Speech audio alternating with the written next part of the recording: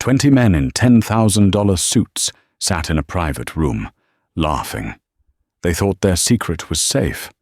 They thought the barrier of a rare, obscure dialect would protect their conspiracy to bankrupt an American empire. To them, the waitress pouring the wine was just furniture, an invisible servant who couldn't possibly understand the roadmap to destruction they were discussing openly. They were wrong. They didn't know that the girl holding the tray held the power to destroy them all. One spill, one whisper, and the entire night would explode. This is the story of how a waitress saved a billionaire.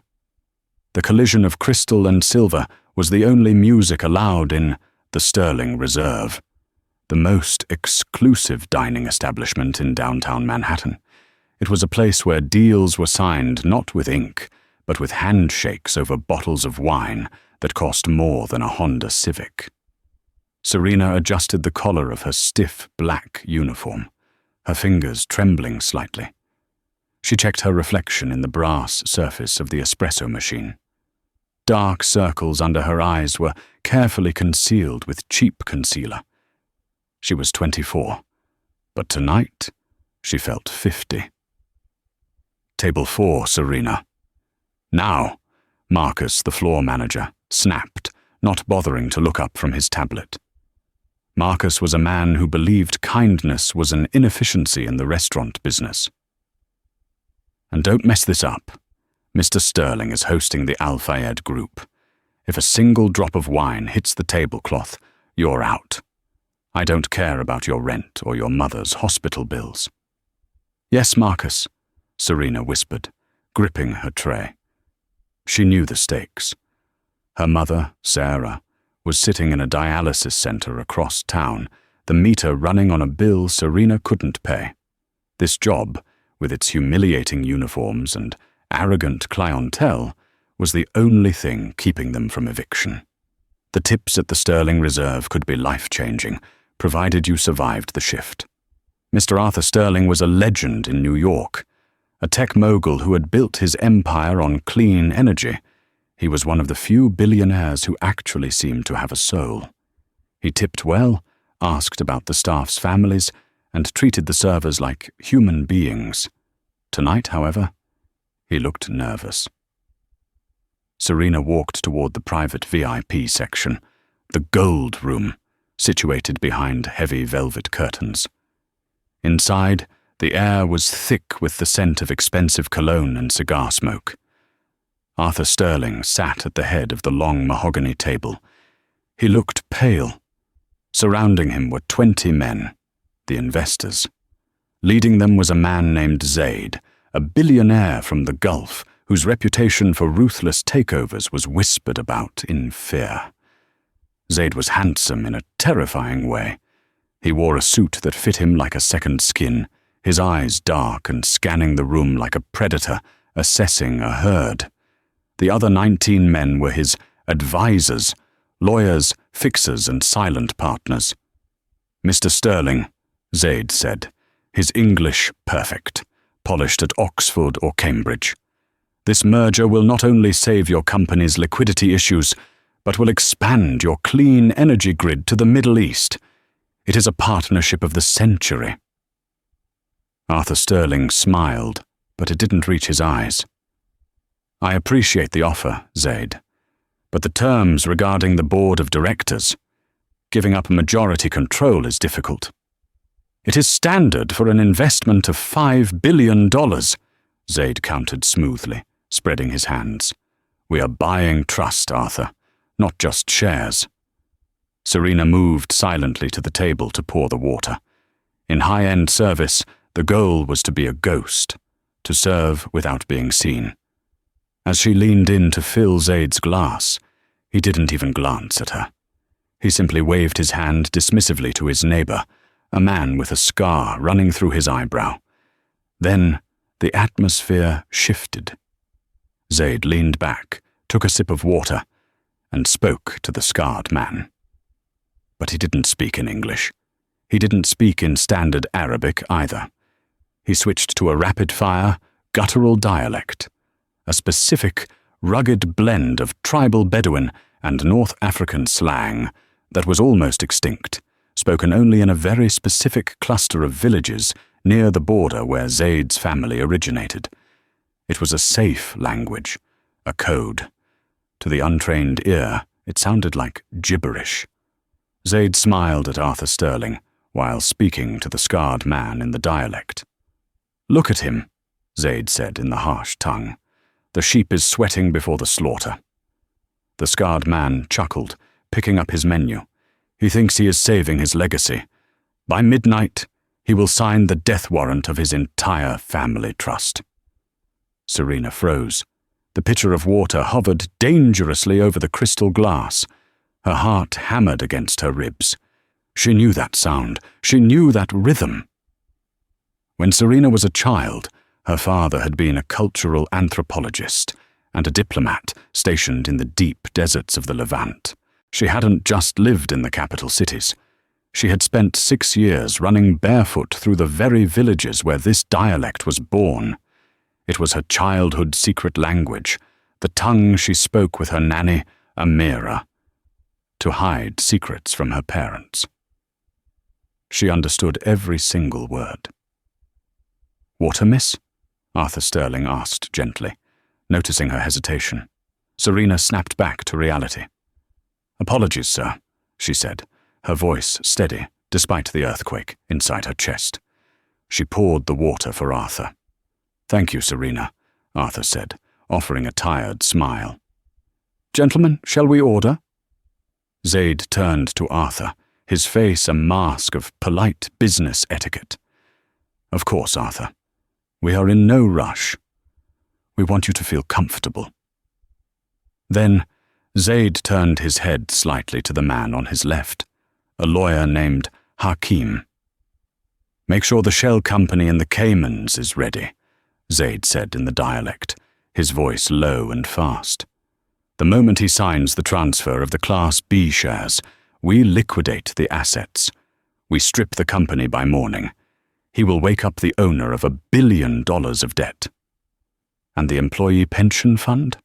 Hakim asked in the same tongue. Zaid laughed softly, a cold sound. "That is the first thing we drain.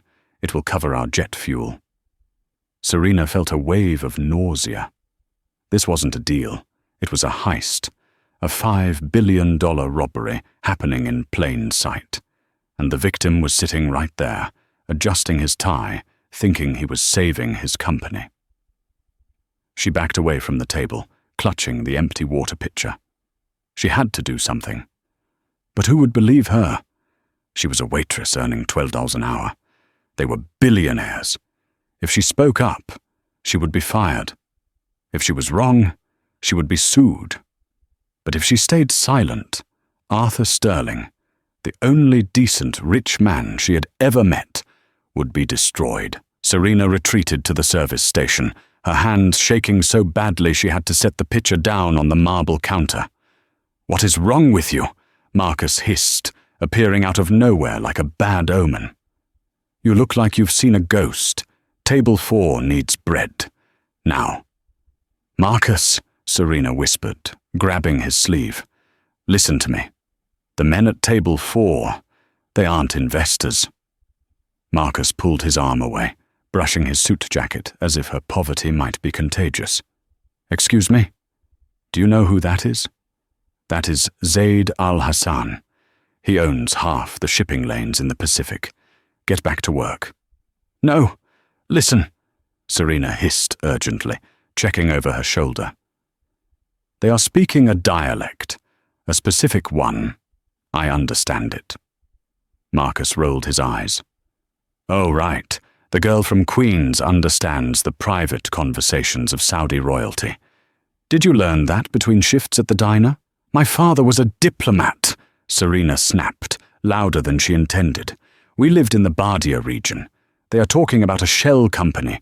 They are planning to liquidate Mr. Sterling's assets the moment he signs. They're going to steal the pension fund." Marcus stared at her for a second, his face blank. Then his expression hardened into a scowl. "Serena, I am going to give you a choice," Marcus said, his voice ice cold. "You can take that basket of bread out there, smile and do your job. Or you can clock out, leave, and never come back. If you disturb Mr. Sterling's meeting with your paranoid delusions, I will ensure you are blacklisted from every restaurant in New York. How will you pay for your mother's dialysis then?" The threat hit her like a physical slap. He knew her weak point. I need this job," Serena whispered, defeated. "Then serve the bread," Marcus commanded. Serena grabbed the basket of warm sourdough. Her stomach twisted. She felt like an accomplice. She walked back into the gold room. The mood had shifted. Documents were now on the table, thick stacks of legal paper. Arthur Sterling was reading a clause, his glasses perched on his nose. "Zaid, this clause about the immediate restructuring of assets. It's a bit vague." Zaid smiled, slicing a piece of steak that another waiter had just placed down. "Arthur, you worry too much. That is standard legal jargon for efficiency. We want to streamline your operations, cut the fat. It is how we make you profitable again." Zaid turned to the man on his right. "The fool is reading page 4, Zaid mocked in the dialect. "He doesn't realize page 22 overrides everything. The power of attorney clause hidden in the appendix." "He won't read that far," the other man replied, breaking a piece of bread. "Americans have no patience. He is desperate." Serena placed the bread on the table. She was close to Zaid's elbow. She could smell his expensive oud cologne. It smelled like money and lies. She looked at Arthur Sterling. He looked exhausted. He was rubbing his temples. "Is everything all right, Mr. Sterling?" Serena asked. It was a breach of protocol. She wasn't supposed to speak unless spoken to. Arthur looked up, surprised. "Just a headache, Serena. Long day." "Perhaps," Zaid interjected, his eyes narrowing at Serena. "We should finish this quickly so Arthur can rest. The wine, please."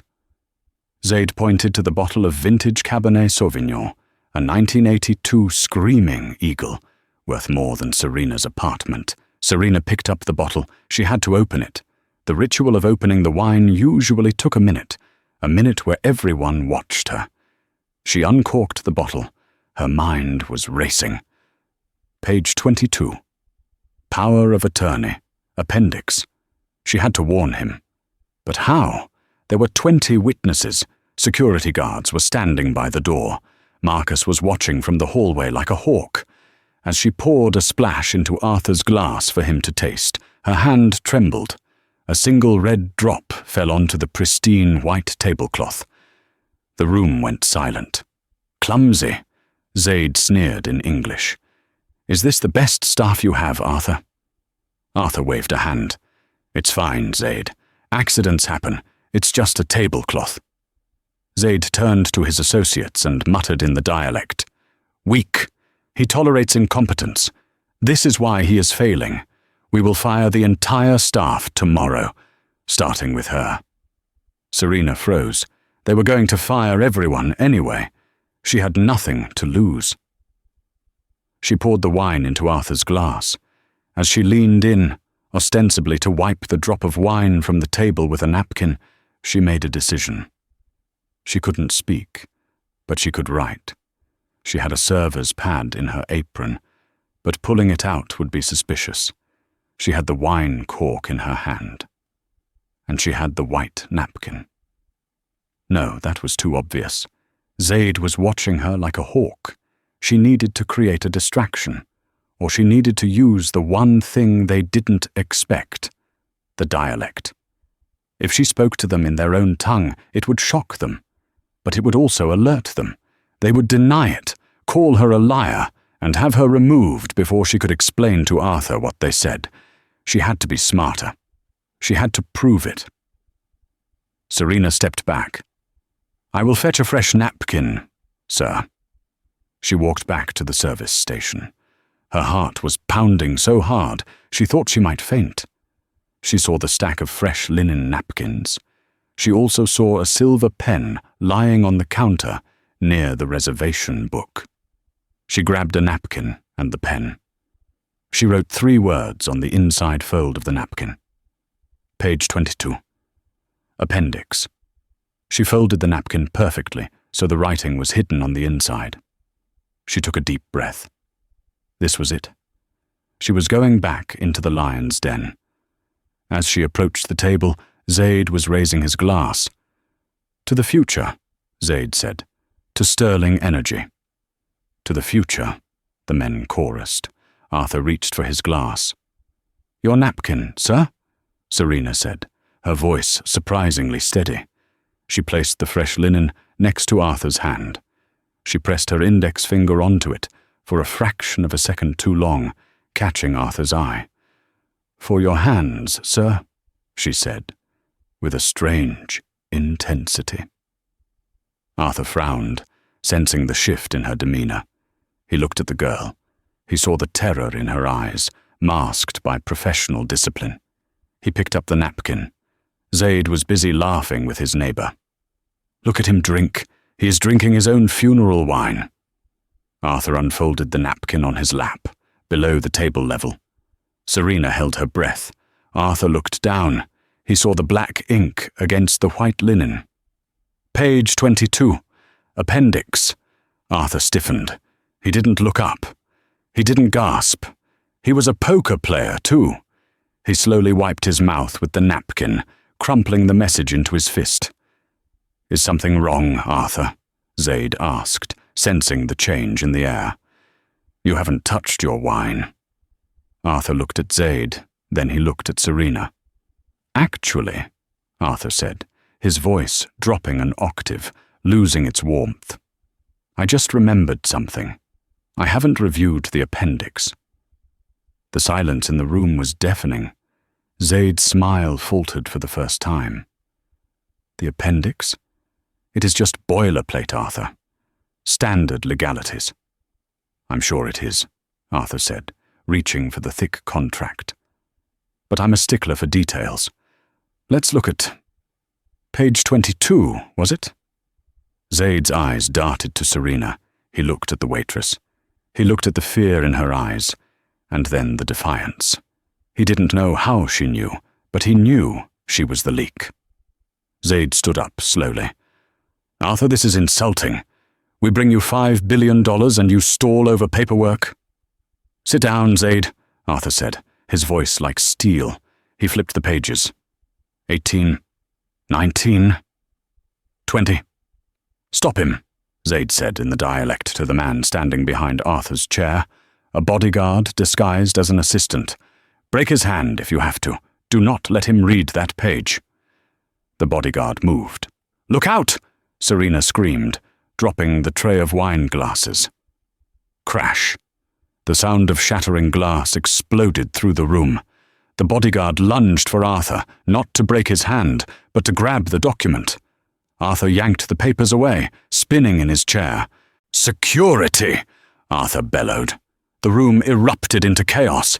The 20 investors stood up simultaneously, their chairs screeching against the floor. Zaid pointed a finger at Serena. Get her! The crash of 20 crystal wine glasses shattering against the hardwood floor sounded less like a mistake and more like a gunshot. Shards of glass flew like shrapnel, glittering in the low ambient light of the gold room. Serena didn't scream. She didn't have the air in her lungs for it.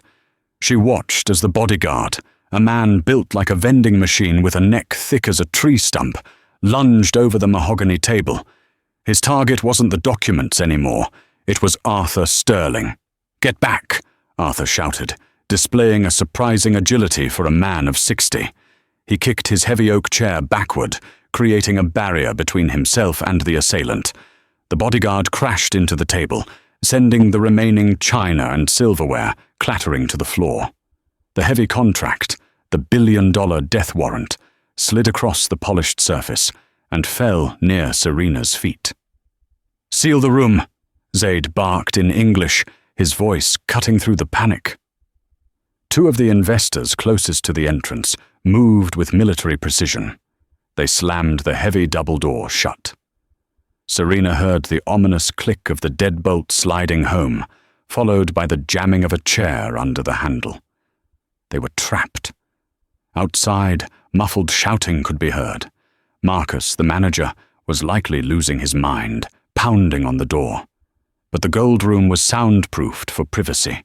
The very privacy Zaid had insisted upon was now their prison cell. "Nobody leaves until this is signed," Zaid stated, smoothing his lapel. The veneer of the polite businessman had vanished completely. In its place stood a warlord in a Brioni suit. Arthur stood with his back to the velvet-draped wall, his chest heaving. "This is kidnapping, Zaid.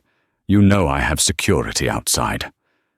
"Your security is outside," Zaid replied calmly, stepping over the broken glass. "And we are inside. By the time they break that door down, you will have signed the addendum, and we will have a video of you doing it willingly. Or—" Zaid paused, his eyes sliding toward Serena. "Or we will have a tragic accident involving a clumsy waitress and a broken wine bottle." Serena froze. The threat was clear. She was the leverage. The bodyguard who had lunged at Arthur turned his attention to her. He stepped forward, crunching glass under his boots. "Pick up the contract," the bodyguard growled at her. Serena looked down at the papers at her feet. She looked at Arthur, who was pale and cornered. She looked at Zaid, who was watching her with the cold curiosity of a scientist dissecting a frog. "I said, pick it up!" the bodyguard shouted, raising a hand to strike her. "Do not touch her!" Arthur yelled, stepping forward, but another investor shoved him back against the wall, hard enough to knock the wind out of him. Serena bent down.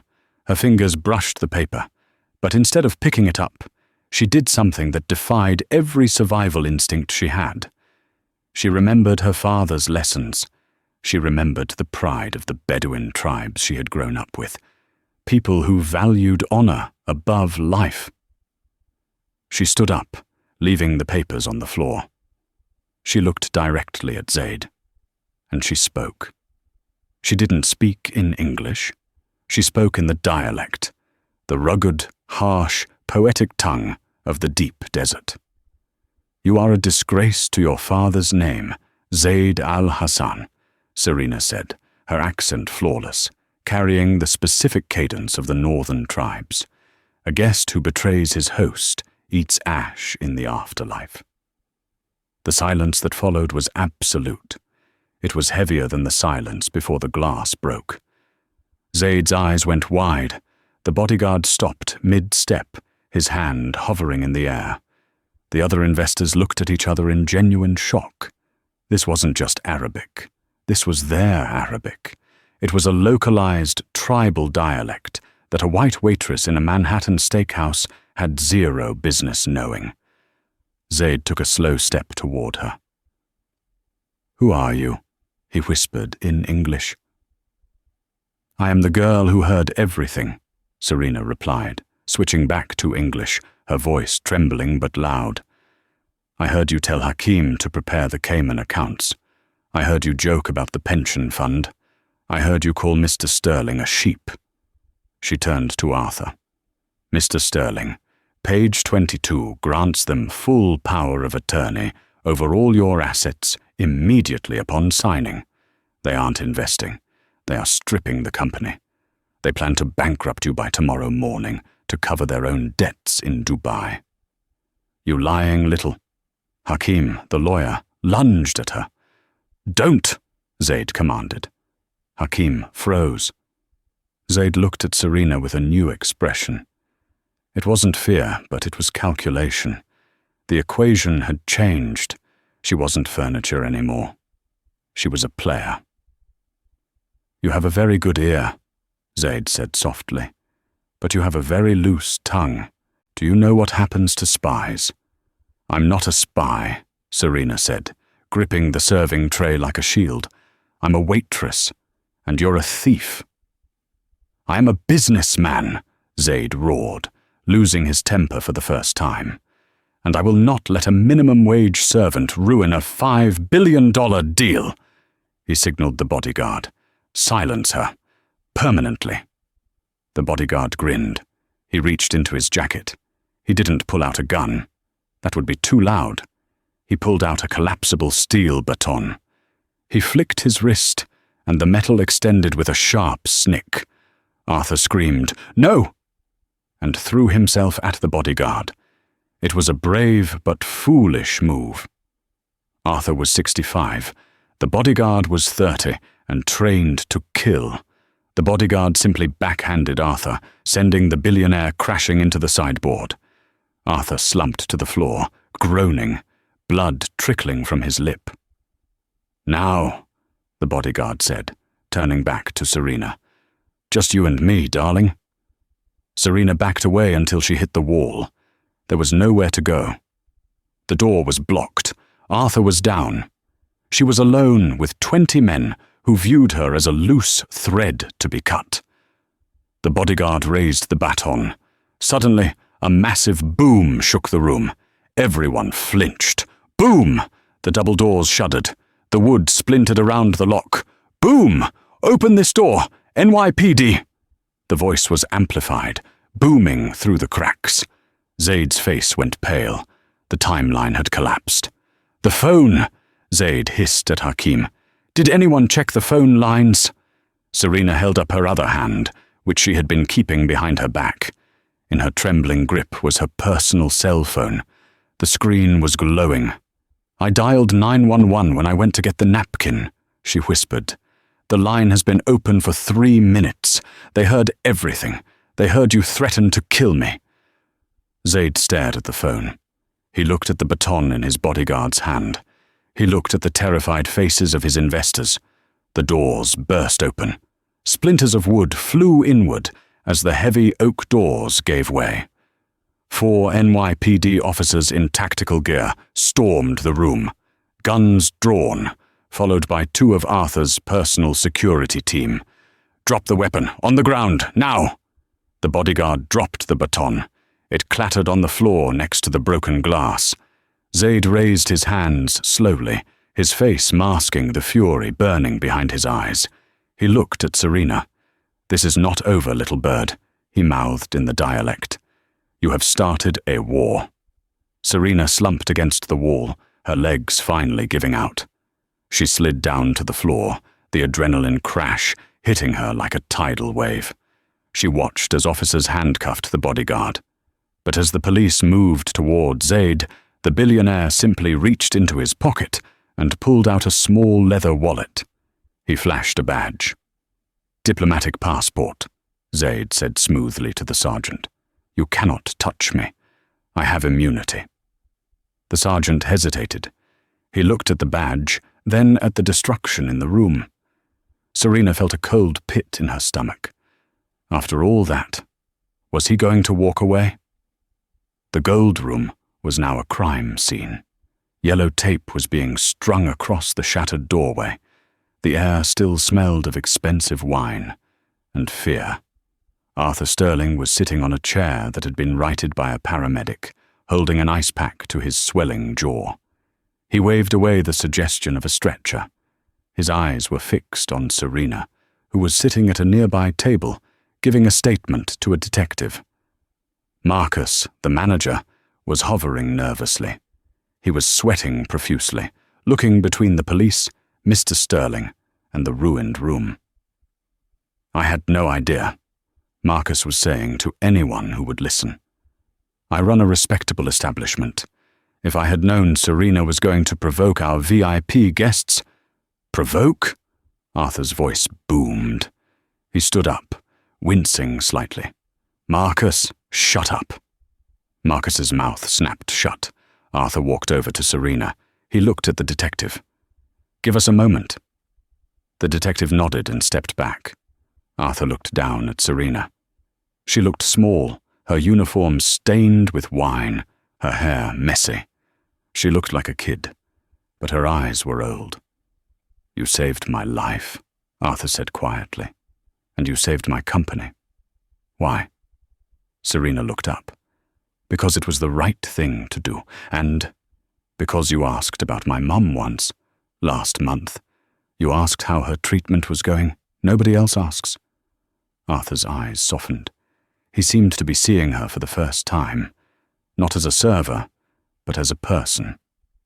The dialect, Arthur said. How? My father, Serena explained briefly.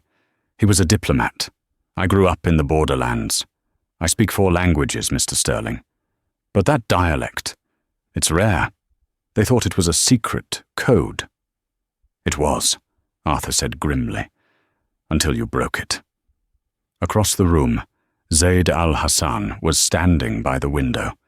He was not in handcuffs.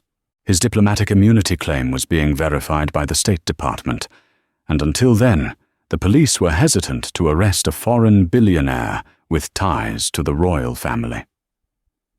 Zaid was on his phone, speaking rapidly in Arabic. He hung up and walked over to where Arthur and Serena were standing. The police officers tensed, hands hovering over their holsters. Arthur, Zaid said, his voice dripping with false regret. This has been a terrible misunderstanding. My bodyguard, he is overzealous. He misunderstood the situation. I will see that he is punished. Cut the crap, Zaid, Arthur spat. I know about the Cayman accounts. I know about the pension fund scheme. Zaid shrugged. Business is war, Arthur. Sometimes you win, sometimes you lose. Today, you got lucky because your waitress has hidden talents. But let us be reasonable. No contracts were signed. No money was stolen.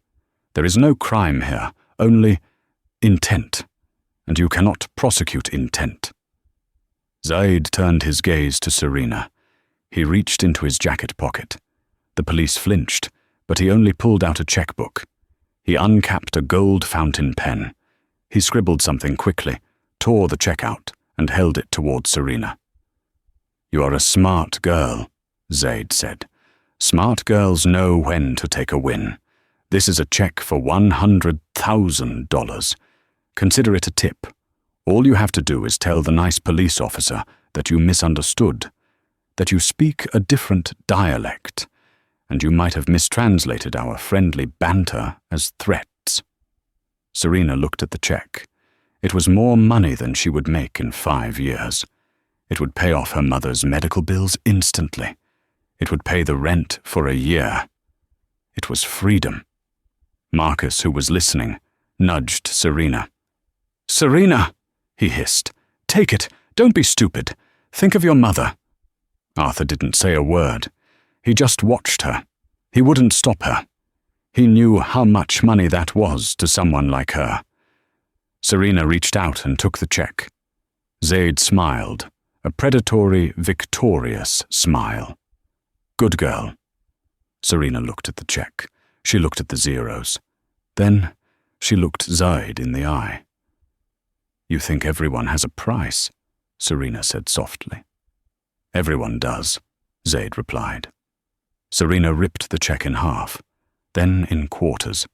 She let the confetti pieces fall onto the wine-stained floor.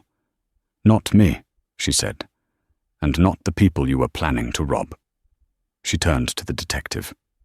Officer, I am ready to sign my sworn statement. I heard him order his men to liquidate the pension fund. I heard him order his bodyguard to break his hand. And I heard him order his man to kill me. That is conspiracy to commit fraud, assault, and attempted murder. Immunity doesn't cover capital crimes committed on U.S. soil, does it? The detective smiled, a grim, satisfied look. No, miss. It usually doesn't. Zaid's smile vanished. For the first time, he looked genuinely rattled. The misunderstanding narrative wouldn't hold if she testified to the specific commands given in the dialect. You will regret this, Zaid hissed, his voice dropping to a venomous whisper. You are a waitress. You are nothing. I will bury you under lawsuits. I will have you followed. You will never work in this city again. She won't be working in this city, Arthur interrupted, stepping between Zaid and Serena, because she won't be a waitress. Arthur turned to Serena. You clearly have a skill set that is being wasted on pouring wine. My company needs people who can listen, who can translate, and who have integrity that can't be bought for $100,000. You're hired, Serena, as my personal executive liaison. Starting salary is double whatever check he just offered you." The room went quiet. Marcus dropped his tablet. Zaid stared at Arthur. "You are making a mistake, Arthur. You are declaring war on the Al-Hassan group." "Get out of my restaurant," Arthur said, "and get out of my country." The detective stepped forward. "Mr. Al-Hassan, we've just received word from the DA. They're holding you for questioning regarding the assault. Your immunity is being reviewed. Please come with us." As Zaid was led away, flanked by officers, he didn't struggle. But as he passed Serena, he stopped. He didn't speak. He just tapped his temple with his index finger, a silent promise that he would remember her face. Serena watched him go, her knees shaking again. "Did you mean it?" she asked Arthur, her voice barely a whisper. "About the job." "I never bluff in business, Serena," Arthur said, taking a handkerchief and wiping the blood from his lip. "But you should know. Zaid won't stop. He has partners. He has 20 investors, remember? We caught one. There are 19 others out there, and they just lost a $5 billion deal because of you." Arthur looked at her seriously. "Your life just changed, Serena, but it just got a lot more dangerous. Are you ready for that?" Serena looked at the torn pieces of the check on the floor. She thought of her mother. She thought of the fear she had felt when the doors were locked. And then she thought of the power she felt when she spoke the truth. "I'm ready," she said. But she wasn't. Neither of them knew that Zaid's arrest was just the opening move. The 19 other investors weren't just businessmen. They were part of a syndicate known as the Circle, and they didn't believe in lawsuits. They believed in elimination. As Serena walked out of the restaurant that night, flanked by Arthur's security, a black sedan with tinted windows sat across the street, the engine idling in the darkness. Inside, a man watched through a telephoto lens. He snapped a picture of Serena. He picked up his phone and dialed a number. "The target is identified," he said, speaking in the same dialect Serena knew so well. "Initiate Phase 2. 3 weeks had passed since the night at the Sterling Reserve. To the outside world, Serena Vance was just a lucky waitress who had stumbled into a corporate scandal. The newspapers called her the billion-dollar whistleblower. But inside the glass and steel fortress of Sterling Energy's headquarters, Serena knew the truth. She was a target. Her life had transformed overnight. No longer wearing a stained apron, she now wore tailored navy suits that Arthur's personal stylist had selected for her. She sat in a corner office on the 40th floor, reviewing encoded transcripts and international communication logs. Her official title was Executive Liaison, but her real job was Chief Listener. Zaid Al-Hassan was out on bail. His team of high-priced lawyers had argued that the threats were merely cultural idioms, misunderstood by an uneducated waitress. He was confined to a luxury penthouse in Manhattan, wearing an ankle monitor, but his influence had no borders. The attacks started on a Tuesday morning. It began subtly. Sterling Energy's internal servers crashed for 10 minutes. Then, a supply chain in Texas was halted due to a paperwork error that cost the company $2 million in an hour. Arthur stormed into Serena's office, slamming a file onto her desk. He looked 10 years older than he had at the restaurant. "They're bleeding us," Arthur said, his voice tight. 19 different lawsuits filed in 19 different jurisdictions this morning.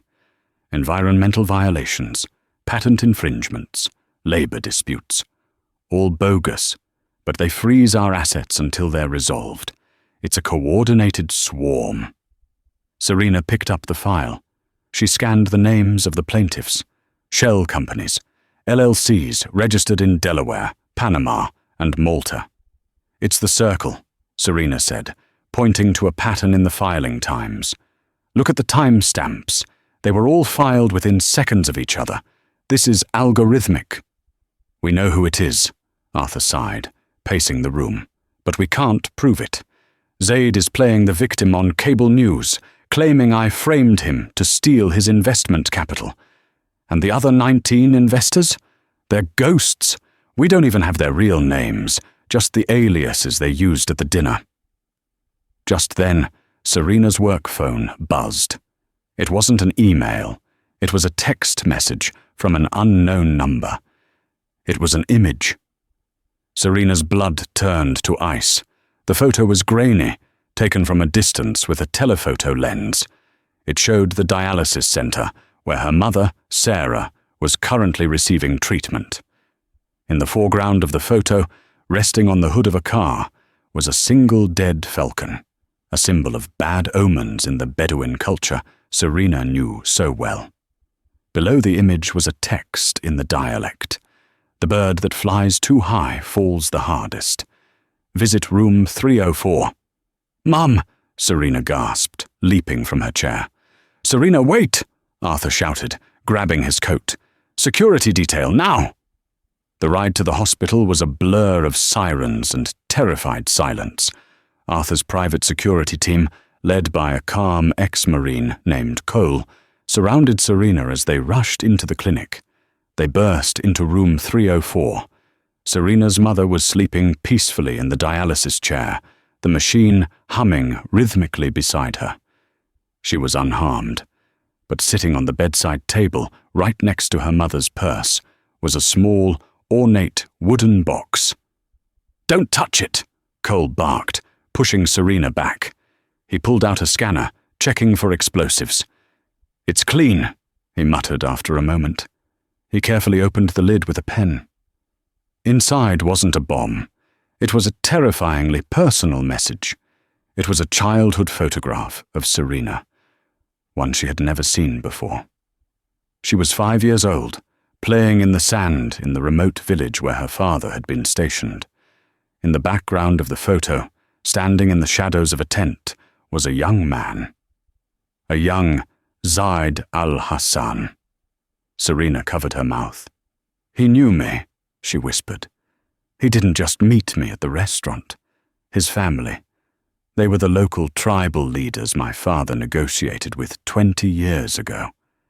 He's known who I was the whole time. There was a note inside the box, written on heavy cream cardstock. English this time. You think you are the hunter, Serena.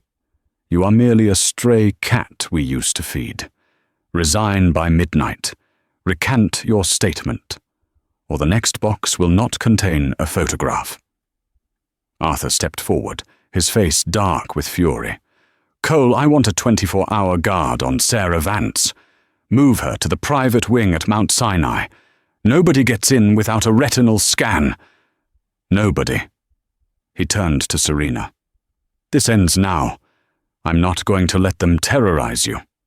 We can't win a defensive war, Arthur, Serena said, her voice shaking but her resolve hardening. She stared at the picture of herself. They are everywhere. They have more money, more lawyers, and no morals. If we keep waiting for them to strike, they'll eventually get through. So what do we do? Arthur asked. Serena looked up, her eyes cold. We stop being the victim. Zaid thinks I'm just a witness. He thinks I'm a scared little girl who got lucky. He doesn't realize that I didn't just learn the language. I learned the culture. I know how they think. She picked up the photo. In the dialect, there is a saying, to catch a wolf, you must bleed like a sheep. Meaning? Arthur asked. Meaning we have to make them think they've won, Serena said. We have to give them exactly what they want. You're going to declare bankruptcy, Arthur. Arthur stared at her. Excuse me? Fake bankruptcy, Serena corrected. We announce that the lawsuits have frozen your liquidity, that Sterling Energy is collapsing. You call for an emergency liquidation auction. You invite the highest bidders to come and pick the carcass clean. They'll come, Arthur realized, a smile slowly forming. The 19 investors. They won't be able to resist buying my technology for pennies on the dollar. It's the ultimate trophy. Exactly, Serena said. We lure all 19 of them into one room. We force them out of the shadows. And when they sign the purchase agreements, we won't be recording just the signatures. We'll be recording everything. Arthur nodded slowly. The Dialect Trap. Part 2. The trap was set for Saturday night. The venue was The Vault, an underground event space in a decommissioned bank on Wall Street. It was windowless, soundproof, and secure, perfect for a secret liquidation auction. Arthur had played his part perfectly. He had gone on CNBC, looking disheveled and defeated, announcing that Sterling Energy was insolvent due to pending litigation. The stock had plummeted 40% in 2 days. It was a bloodbath, and the sharks were circling. Serena was backstage in the control room, surrounded by monitors. She was no longer wearing the navy suit.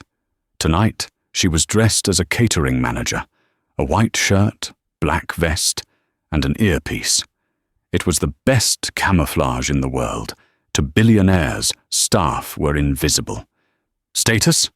Arthur's voice came through her earpiece. He was on the main floor, standing at a podium, looking every bit the defeated king surrendering his crown. Guests are arriving, Serena whispered, watching the screens. I count 12 so far. No Zaid yet. Zaid can't come, Arthur reminded her. House arrest. But he's sent a proxy. Look for a man with a silver cane. Serena scanned the cameras. There. A tall man, elegant, limping slightly with a silver-handled cane. He was flanked by 2 other men who looked like they were carved out of granite. I see him, Serena said. That's the proxy. And the others? Arthur, they're actually here. I recognize 3 of them from the restaurant night. The bait had worked. The greed of the circle was greater than their caution. They believed Arthur was finished. They believed they were walking in to divvy up the spoils of war. They had no idea the entire building was wired with high-fidelity microphones, tuned specifically to capture low-frequency whispers. The auction began. It wasn't a standard auction. There was no shouting. It was a silent, terrifying dismantling of Arthur's lifework. Lot 1. The North Atlantic Wind Grid Infrastructure, Arthur announced, his voice hollow. Opening bid at $200 million. The man with the silver cane raised a paddle. $200 million, Arthur said. Do I hear 250? A heavy-set man in the back, investor number 7, raised his hand. As the bidding war heated up, Serena adjusted the audio levels. She isolated the microphones at the tables. They were getting comfortable. They were starting to talk. She filtered out the English chatter. She engaged the recognition software she had helped calibrate, looking for the dialect. It started as a trickle. The American is broken, investor number 7 whispered to his associate in the dialect. Look at his hands shaking. We will own the grid by midnight. Does Zaid get a cut? The associate asked. Zaid is a liability, number 7 replied, laughing softly. Once we have the assets, we cut Zaid loose. He can rot in his penthouse. Serena's fingers flew across the keyboard. Got you, she whispered. She flagged the audio clip. That was evidence of conspiracy. But then, the man with the silver cane, Zaid's proxy, tapped his earpiece. He stopped bidding. He looked around the room, sniffing the air like a predator, sensing a trap. He stood up and walked toward the podium, interrupting Arthur. Mr. Sterling, the proxy said, his voice smooth and heavily accented. Before we proceed with the purchase of the solar division, my employer, Mr. Al-Hassan, has a specific request. Arthur paused. I'm not in a position to grant requests. Oh, I think you are. The proxy smiled. Mr. Al-Hassan is watching the live stream. He notices that your staff seems very efficient. He specifically remembers a certain waitress from your last dinner." Serena froze in the control room. "He demands," the proxy continued, "that the girl, Serena Vance, brings out the final contract. Personally." Arthur gripped the podium. "She's not here. She was fired." "We know she is here," the proxy said, his voice hardening. "We tracked her phone to this building. Bring her out, Arthur, or the bidding stops, and we release the ransomware that is currently dormant in your hospital's power grid, the same hospital where Mrs. Vance is sleeping." Serena's heart stopped. They had hacked the hospital. "Arthur," Serena said into the earpiece, "I have to go out there." "No," Arthur hissed. "It's a trap." "If I don't, they kill my mother," Serena said, tears stinging her eyes. "And they kill your company. I'm coming out." Serena ripped off her headset. She smoothed her vest. She grabbed the leather folder containing the final sale agreement, the sham document that was supposed to be the trap. She walked out of the control room and down the long hallway to the main floor. The double doors opened. The room went silent. 19 pairs of eyes turned to look at her, the men who ruled the shadows. Serena walked to the center of the room. She felt like a gladiator entering the arena. She approached the man with the silver cane. "The contract," Serena said, holding it out. The proxy didn't take the folder. Instead, he leaned in close to her, smiling cruelly. "Did you think we didn't check for microphones, little bird?" he whispered in the dialect. Serena's stomach dropped. "We bought your security chief an hour ago," the proxy continued. "The audio you are recording, it is being fed into a loop. Nobody is listening. Nobody is coming." He grabbed her wrist. It was a vice grip. "Arthur Sterling," the proxy shouted in English. "The deal is off. We are taking the assets, and we are taking the girl as collateral." Arthur signaled to Cole, his head of security. "Cole, arrest them." Cole stood by the door, his arms crossed. He didn't move. He looked at Arthur with a dead-eyed stare. "Sorry, Mr. Sterling," Cole said. "The retirement package they offered was just too good." Betrayal. Absolute, cold betrayal. The investors stood up. They weren't here to buy the company. They were here to execute a hostile takeover, physically and legally. The proxy pulled Serena toward him, using her as a human shield. "Gentlemen, the exits are sealed. Mr. Sterling, you will sign the transfer of power now, or Serena dies right here in front of you." He pulled a small, suppressed pistol from his jacket and pressed it against Serena's spine. Serena couldn't breathe. She looked at Arthur, who was helpless. She looked at Cole, the traitor. She realized she had made one fatal mistake. She had relied on technology. She had relied on microphones and servers and American laws. But she was dealing with men who lived by the laws of the desert. However, the proxy had made a mistake too. He was holding her close.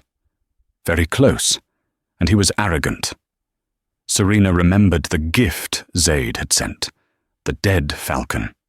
To catch a wolf, you must bleed like a sheep. She wasn't a sheep anymore. "Sign it, Arthur," Serena screamed, tears streaming down her face. "Please." "Good girl," the proxy whispered in her ear. Serena let her body go limp, feigning a faint. The proxy, surprised by the sudden dead weight, instinctively adjusted his grip to catch her. In that split second of imbalance, Serena didn't fall. She spun. She didn't know karate.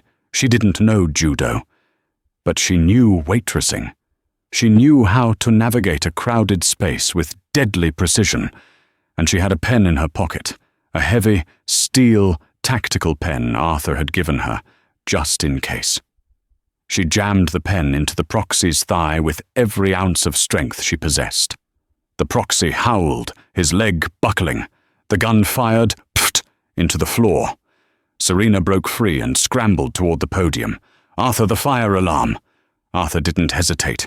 He slammed his fist onto the emergency override button on the podium. Klaxons erupted. Sprinklers hissed to life, dousing the room in a torrent of water. Chaos ensued. The water made the marble floor slick as ice. The investors, elderly and unfit, slipped and stumbled. "Get to the elevator!" Arthur grabbed Serena's hand. They ran. Cole, the traitorous guard, lunged for them, but slipped on the wet floor, crashing heavily into a table. They made it to the private elevator. Arthur punched the code. The doors slid shut just as the proxy fired 2 more shots, the bullets pinging off the closing steel doors. They were ascending, safe for the moment. "They own the building security," Arthur panted, water dripping from his hair. "They'll be waiting in the lobby." "We're not going to the lobby," Serena said, wiping water from her eyes. She pulled out her phone. It was soaked, but waterproof. "Who are you calling? The police?" Arthur asked. "Cole paid them off, or delayed them." "No," Serena said, her eyes fierce. "I'm calling the one group of people Zaid forgot about. The one group of people who are invisible, who hear everything, and who hate people like Zaid more than we do." "Who?" "The Service Industry Union," Serena said. "The waiters, the busboys, the valets, the doormen." She hit send on a mass text she had prepared weeks ago, a code black to every service worker in a 5-block radius. Message: "Rich men in the vault just assaulted staff. They are trapping us. Block the exits. Call the press. Riot." Serena looked at Arthur. "Zaid has billions, but I have the people who park his cars and serve his food. Let's see him fight 1,000 angry New Yorkers." The elevator doors chimed, a cheerful sound that felt grotesquely out of place. As the steel doors slid open into the marble lobby of the old bank building, Arthur and Serena were met by a wall of black suits. 6 mercenaries, paid for by the circle, stood in a semicircle, weapons drawn. Behind them, through the revolving glass doors, the street looked dark and empty. "End of the line, Mr. Sterling," the head mercenary sneered. "Hand over the girl." Arthur stepped in front of Serena, shielding her. "If you want her, you go through me." "That can be arranged," the mercenary said, raising his weapon.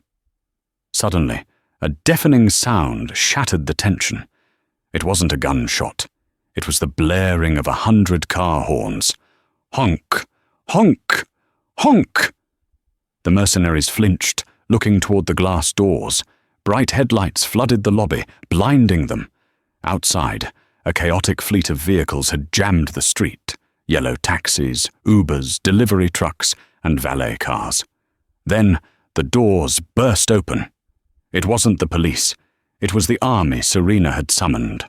Doormen in long coats, chefs still wearing aprons, busboys, valets, and bartenders. Hundreds of them. They poured into the lobby like a tidal wave of righteous anger. "That's her!" a valet shouted, pointing at Serena. "That's the sister!" The mercenaries were confused. They were trained to fight soldiers, not a mob of angry New Yorkers. They hesitated, unwilling to open fire on a crowd of civilians in full view of the street. That hesitation cost them everything. A burly sous-chef tackled the lead mercenary, knocking the gun from his hand. 2 hotel doormen pinned another against the wall. The sheer mass of the invisible workforce overwhelmed the highly trained security team within seconds. The proxy, limping from the stab wound in his leg, stumbled out of the elevator behind Arthur. He froze, watching his elite team being dismantled by men and women he had spent his life ignoring. You imply rats!" the proxy screamed. Serena stepped forward, her voice ringing out over the chaos. "We aren't rats," she said. "We are the people who cook your food, park your cars, and clean your messes. And tonight, we're taking out the trash." Sirens finally wailed in the distance. Real police cars were fighting through the traffic jam. News helicopters were already circling overhead, their spotlights illuminating the scene. The Waitress rebellion was being broadcast live to the world. The circle was broken. With the public spotlight on them, the 19 investors couldn't hide. The digital evidence Serena had flagged earlier, combined with the physical assault witnessed by hundreds, led to the largest RICO indictment in New York history. 1 month later. Arthur Sterling walked into the newly renovated Sterling Reserve. He wasn't there to eat. He walked past the tables to the VIP section. Serena was there. She wasn't wearing a uniform. She was wearing a tailored blazer, sitting at the head of the table. "The board approved the restructuring," Arthur said, placing a file down. "Sterling Energy is safe, and the pension fund is fully restored." Serena smiled. "And Zaid?" "Extradited," Arthur said. "He's facing charges in 3 countries. Turns out, when you lose your money, you lose your immunity." Arthur pulled out a chair. "So, Serena, you saved the company. You started a movement. What's next? Politics? Law school?" Serena looked at the menu, the same menu she used to memorize for tips. "Actually," she said, picking up her wine glass, "I was thinking of expanding the business. Someone needs to teach the next generation of listeners, because there are a lot of tables in this city, Arthur, and you never know who's listening." And that is the incredible story of Serena, the waitress who brought down a global conspiracy with nothing but her ears and her courage. It reminds us that no matter how powerful someone thinks they are, they should never underestimate the people who serve them. The invisible people see everything, and as Serena proved, the truth always finds a way to be heard. What would you have done in Serena's shoes? Would you have taken the $100,000 bribe and walked away, or would you have risked your life for the truth? Let me know in the comments below. I read every single one. If you enjoyed this story of justice and karma, please smash that like button. It really helps the channel grow. And don't forget to subscribe and hit the notification bell so you never miss a new story. We upload brand new dramas every day. Thanks for watching.